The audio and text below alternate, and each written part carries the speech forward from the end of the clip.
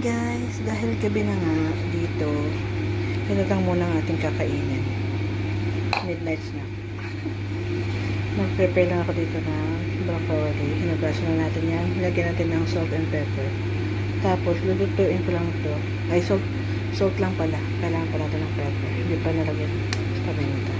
Konting-konti lang. Kasi mas gusto ko dito, asin lang. Yan. Tsaka, butter. Lulutuin lang natin siya ng ilang minuto sa microwave.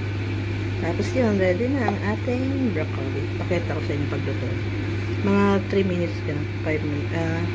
3 minutes lang kasi pag 5 minutes parang malalata na siya. Pakita ko sa inyo. Ganito lang yan. Ating microwave.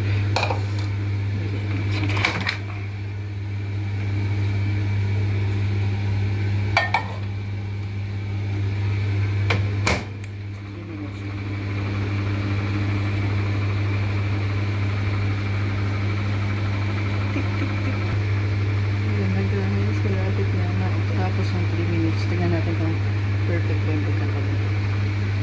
Ito ginagawa namin dati. Bossing. Si Bossing nagturo lang.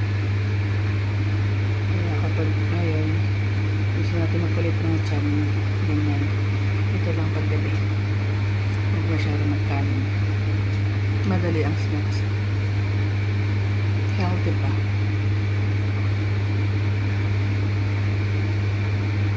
Tagal lang.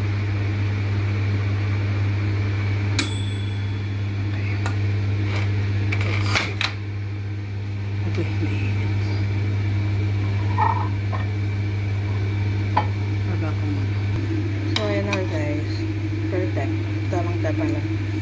Ayaw kasi ng overcook. And half cook lang siya. Medyo matabang lang. Dagdagan natin ng kunti pang asin.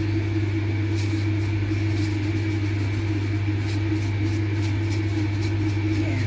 So, halo-haloin lang. With butter. Sarap talaga nito. Para kasi nilagang mais ko. Gusto ko. Tsaka yung asparagus. Para magkahabit sa yung lasa. Yummers. Thank you Lord. Tara kain.